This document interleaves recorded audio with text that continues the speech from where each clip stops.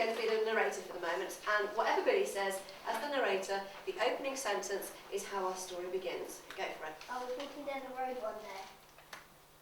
Show us what happens in the beginning of your story.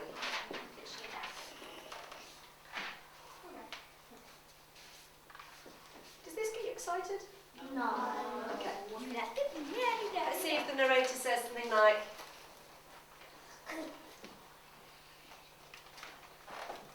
see if this helps as an opening. Oh no, it's a tornado. She shouted and ran. Okay, let's see if our actor can do that for the opening to our story. Oh no, it's a tornado! So we drop ourselves right in the action to start off with, and we have some speech there as well. I don't really like that. I sort of like a bit of talk before it. Well, it depends on how you want to start your story, doesn't it? So you could have, do you mean talk as the narrator or talk as the actors? No, there's no narrator. They As the like narrator. just tell you what's going on. Because Okay. that just drops you straight in and you're like, what's going on? Because you don't have two people that are acting it out. You need somebody basically telling you. But don't forget though, when you come to write it tomorrow, it'll only be you who's writing it. So really we're using this to help us organise our thinking. If you two kind of sit down, what would you use to start off with your story then, Jonathan? Because I've just overheard Mrs. Blackadder and Billy having a conversation about how they're not going to start their story. Let's see if he does it.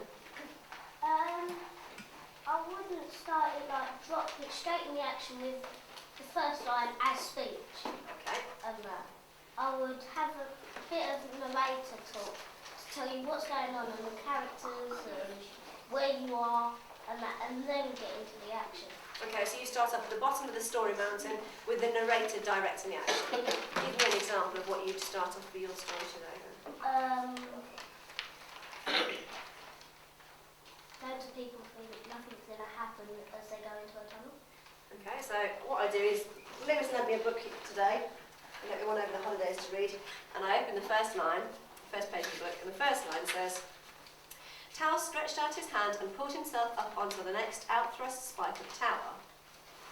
Oh, because often they put a little like paragraph before the chapter 1 to tell you what's going on. Yeah, that's it. Prologue. Yeah. Yes, that gives you an idea of how the story begins. So that would help you to have your narrator voice telling us what the action is.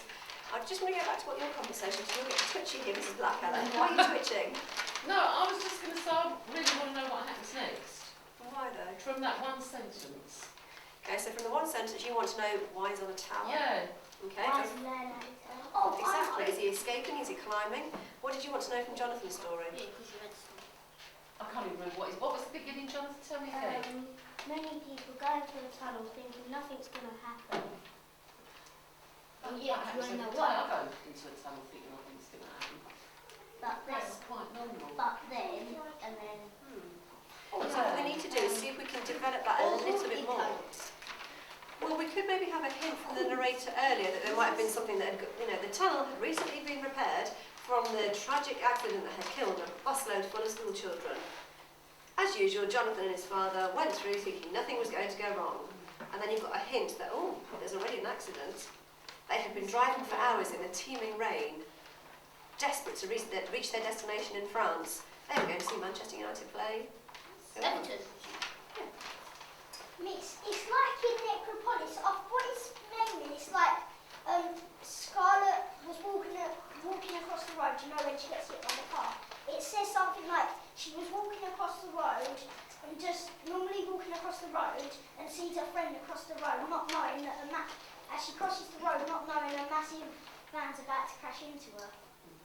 So, we've got a hint then that something's going to go wrong. It's just a usual day for her. So for Jonathan's, he might need to open his story with, it was a usual day, it was a day like any other. Jonathan and his father were driving through the Eurotunnel, heading for France. They were unaware that disaster was about to strike, and that's where you can use the ellipsis that you like, ... because that's where you're leading the reader into thinking, disaster, what could it be? Will they crash? Will there be a fire? Will they be drowning the tunnel? What's that going to happen?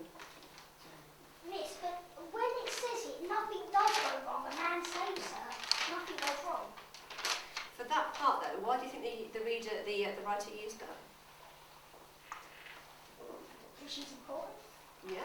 Also, it builds a bit of suspense. suspense. When you read that part, when I read that part anyway, I could see her crossing the road. It looked like there was a car coming towards her. It all slowed down, and you can see her walking down the street like this car speeding towards her, blacked out windows. We don't know who the driver is. She just wants to reach her friend on the other side of the road, and then whoosh, the action sped up because of the way the writer wrote it. All I saw was really, when I was reading it, is she walked across the road and then suddenly it all stopped.